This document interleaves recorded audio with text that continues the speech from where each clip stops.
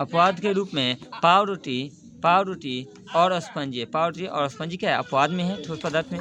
यद्यपि ये भी ठोस पदार्थ हैं, किंतु इनके अंतर्मुख स्थान में बहुत भारी होने के कारण इस पर दाब का सकारात्मक प्रभाव पड़ता है और इन्हें दाब बढ़ाकर आसानी से संपीड़ित किया जा सकता है। यानी हम आगे पढ़ चुके हैं कि संपीड़ित नहीं होता है, परंतु अपवाद में जैसे कि पावरोटी और स्पंजी कुछ पदार्थ होते हैं, जैसे स्पंज के बॉल होते हैं, ये ठोस होते हैं लेकिन इनको दबाएंगे तो ये आसानी से दब जाते हैं। तो ये अपवाद में याद करना पड़ता है।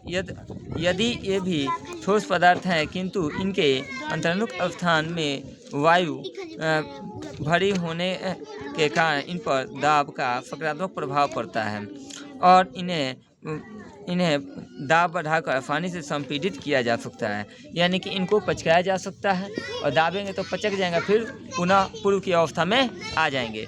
दाब बढ़ाने पर इसके अंदर की वायु बाहर निकल जाती है। आगे है कि ठोस पदार्थों में बहाव की प्रवृत्ति नहीं होती है। ठोस पदार्थों के कण इतनी मजबूती से परस्पर बंधे रहते हैं कि ये बिना बाधा के एक दूसरे के ऊपर से फिसल नहीं सकते हैं। उसके बाद है प्रसार या संकुचन। ठोस पदार्थों को गर्म या ठंडा करने पर इनका क्रमशः प्रसार या संकुचन बहुत ही कम होता है। यानी कि यदि ठोस कोई पदार्थ जो है ना ही सिकुड़ता है और ना ही ज़्यादा फैलता है, कर उष्मा के प्रभाव से ठोस कणों की ऊर्जा बढ़ जाती है। ऐसा होने पर ये कण अपने विराम के मध्य स्थान के चारों अत्यधिक तीव्रता से कंपन करने लगते हैं, किंतु कणों की ऊर्जा इतनी अधिक भी नहीं होती है कि वे अपने विराम के मध्य स्थान को छोड़कर बाहर हो जाए। अतः ठोस पदार्थों में प्रसार की मात्रा बहुत कम होती है। तो लिखेंगे, इसी प्रकार किसी ठोस पदार्थ को ठंडा करने पर उसके कणों की ऊर्जा घटती है और कंपन की तीव्रता भी बहुत कम हो जाती है, किंतु कण इसके अतिरिक्त स्थिर स्थान को नहीं छोड़ते हैं और ये परस्पर अत्यधिक निकट भी नहीं आ पाते हैं। इसी कारण ठोस पदार्थों को ठंडा करने पर उसका संकुचन बहुत ही कम होता है। अब हम आगे देखेंगे ऊर्ध्वपातन। सामान्यतः ठोस पदार्थों को गर्म करने पर वह पहले पिघलकर द्रव में परिणत होता है और अधिक गर्म करने पर वह द्रव से वाष्प में परिणत हो जाता है। किंतु कुछ ठोस पदार्थ ऐसे भी हैं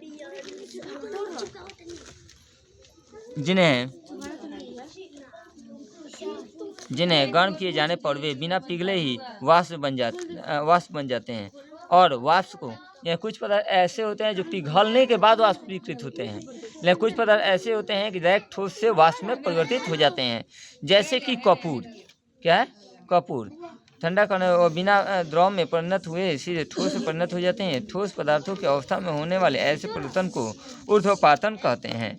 लिखेंगे, अब देखिए ऊर्ध्वपातन का, लेकिन अतः वह प्रक्रिया जिसमें कोई ठोस पदार्थ गर्म किए जाने पर बिना द्रव में परिणत हुए, वह प्रक्रिया जिसमें कोई ठोस पदार्थ गर्म किए जाने पर बिना द्रव में परिणत हुए सीधे वाष्प की अवस्था में बदल जाता है और उस वाष्प को ठंडा करने पर बिना द्रव में परिणत हुए सीधे ठोस की मूल अवस्था में परिवर्तित हो जाता है, उसे ऊर्ध्वपातन कहलाता है। अभी बताया ना कि सीधा क्या होता है, ठोस से द्रव में नहीं बदलता है, सीधा वाष्पीकृत हो जाता है, वाष्प में परिवर्तित हो जाता है। आगे ऊर्ध्वपातन के फलस्वरूप प्राप्त ठोस पदार्थ ऊर्ध्वपात कहलाता है। यानी कि जब वाष्पीकृत हो जो उड़ जाता है, जो कुछ बच जाता है उसको ऊर्ध्वपात कहते हैं। कह रहा है विसरण वह प्रक्रिया है जिसमें किसी द्रव्य के कण किसी अन्य द्रव में प्रवेश करते हैं। लिखेंगे, सामान्यतः कोई ठोस पदार्थ किसी दूसरे ठोस पदार्थ में विस्तृत नहीं होता है, इनके परिवर्तित नहीं होता है, क्योंकि ठोस पदार्थ के कणों का गमन एक स्थान से दूसरे स्थान में नहीं होता है। फिर ठोस पदार्थों में ठोस पदार्थों में विसरण क्यों नहीं होता है? तो इसलिए नहीं होता है क्योंकि ठोस पदार्थों का जो कण जो है वो गमन नहीं करता है। पदार्थ की द्रव अवस्था। द्रव के कणों के बीच अंतरानुक आकर्षण बल ठोस की तुलना में कमजोर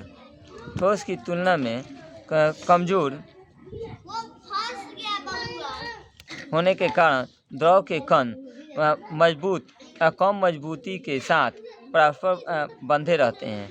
अतः द्रव के अंदर अंतरानुक स्थान ठोस की अपेक्षा अधिक होता है। फलतः द्रव के कण यानी कि ठोस में जो अंतरानुक जो स्थान जो था वो बहुत ही निम्न था, जिसके कारण दबाव बनाने पर वो दबता नहीं था, परंतु द्रव अवस्था में कणों के बीच क्या होता है, दूरी होता है, बहुत कम मजबूती होता है, जिस कारण उसको दबाएंगे तो क्या होगा, अपना जगह परिवर्तित कर लेगा।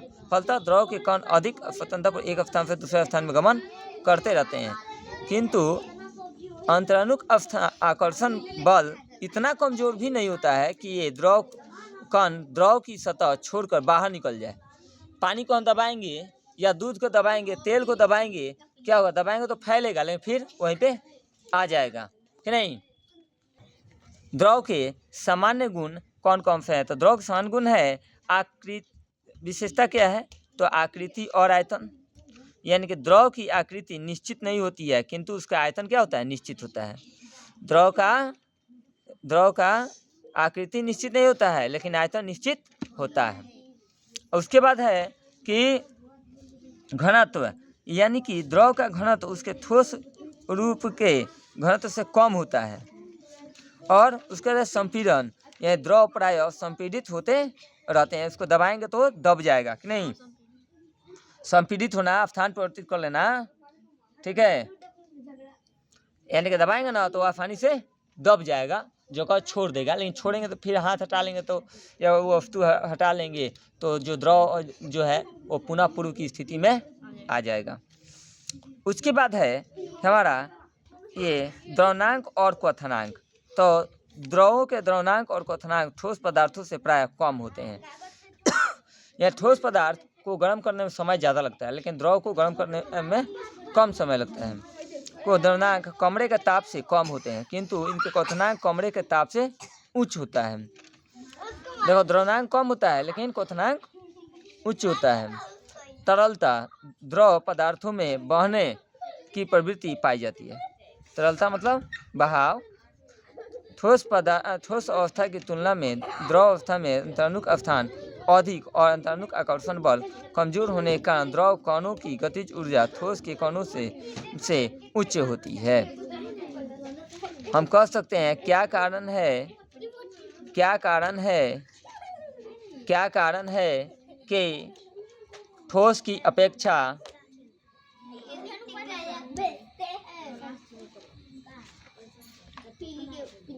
अपेक्षा द्रव पदार्थों में बहने की प्रवृत्ति पाई जाती है।